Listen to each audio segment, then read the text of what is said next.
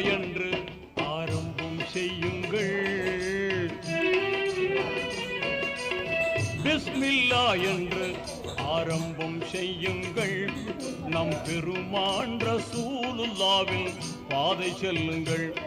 நம் பெருமான் ரசூலுல்லாவின் பாதை செல்லுங்கள். அருளாளனும் அல்லாதான், அன்பாளனும் அல்லாதான், அருளாளனும் அல்லாதான், அன்பாளனும் அல்லாதான். திருநாமம் ஓதிடுவோமே, தீமை நீங்குமே, பொல்லா தீமை நீங்குமே. பிஸ்மில்லா என்று ஆரம்பம் செய்யுங்கள்.